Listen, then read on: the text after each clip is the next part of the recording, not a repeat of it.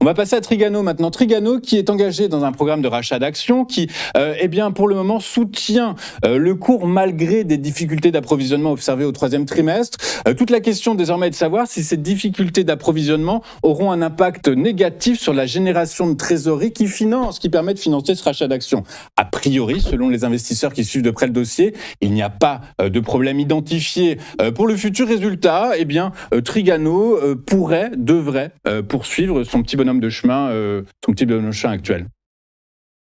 Oui, tout à fait. Et puis là aussi, d'une manière générale, les actions que je vous propose le mercredi sont des actions qui sont souvent à la croisée des chemins, qui sont sur un fil de rasoir, qui sont proches ou qui sont juste sous un niveau important, généralement une résistance importante, dont j'attends le franchissement pour pouvoir rentrer dans une vision positive. Et c'est exactement ce schéma-là sur Trigano. Alors Trigano, si on regarde l'action sur un peu plus long terme, sur quasiment un peu plus d'un an, après un schéma aussi important, on est maintenant dans une situation de non-tendance. On est neutre sur le long terme sur Trigano. On a eu depuis le début de l'année un schéma baissier tout à fait significatif, puisqu'on est passé de la zone des 176 à 138, donc on a perdu une bonne vingtaine de pourcents. On a tenté de revenir, mais on n'est pas revenu sur les 176. On a dû se limiter à la zone des 162 et on est revenu maintenant plus bas. Et donc le schéma qui est maintenant en train de se mettre éventuellement en place est un schéma qui serait un schéma plutôt baissier, à savoir pareil, des plus hauts de plus en plus bas et des plus bas de plus en plus bas. Donc on est maintenant sur un schéma de consolidation. On va voir si ce schéma de consolidation peut se poursuivre. Alors là aussi, mes moyennes mobiles habituelles, la moyenne mobile exponentielle 13 a été franchie.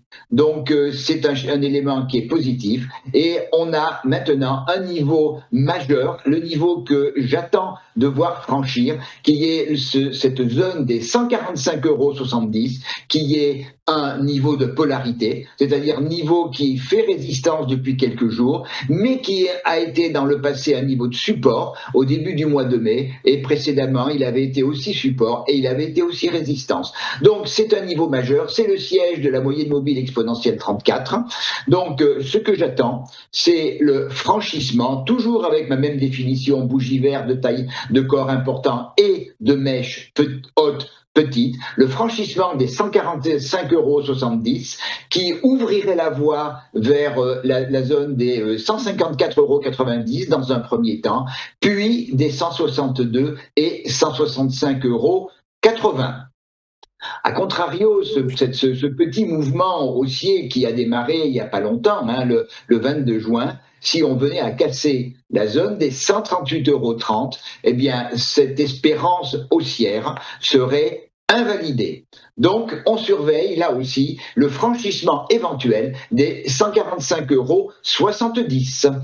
Écoutez, nous allons observer, nous allons être attentifs à tous ces mouvements. Effectivement, Daniel, on le voit bien sur les graphiques que vous nous proposez, que les cours se situent, comme vous le dites, à des niveaux qui, sont indécis d'une certaine façon. Tout peut basculer d'un côté comme d'un autre, même si il y a toujours un scénario privilégié. Mais effectivement, donc en fait, ce que vous nous conseillez en réalité, c'est peut-être d'attendre les prochaines séances avant de voir où va le cours, si on devait mettre ces valeurs en portefeuille, avant quelques décisions que ce soit, attendons un peu, en gros.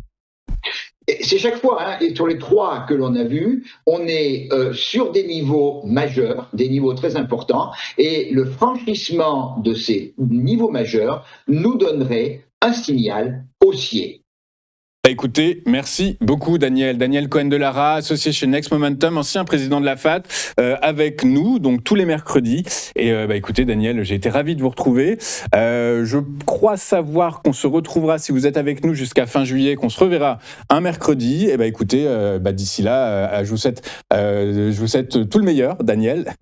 et je vous dis à très bientôt.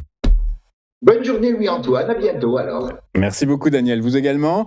De notre côté, écoutez, on va s'arrêter là. J'ai été ravi de vous retrouver en cette matinée du 8 juillet 2026. Je vous rappelle que vous pouvez nous retrouver sur notre site internet tvfmedia.fr ou bien sur notre chaîne YouTube TV Finance, chaîne sur laquelle vous pourrez retrouver l'ensemble des interviews de nos experts, des interviews politiques, des interviews macroéconomiques, des interviews d'analyse fondamentale, d'analyse technique, également le sentiment de gérants et de patrons. Et puis, écoutez, moi, il ne me reste plus qu'à vous souhaiter une excellente journée. Je pars en vacances de mon côté, pas très longtemps. Je vous retrouve dans 10 jours. Mais d'ici là, c'est Roselyne Pagès qui aura le plaisir, la joie et l'honneur de vous accompagner jusqu'à la fin de semaine et toute la semaine prochaine. Elle sera avec vous dès demain, 8h55. Et écoutez, je vous souhaite le meilleur et on se retrouve dans 10 jours. À très bientôt sur TF1.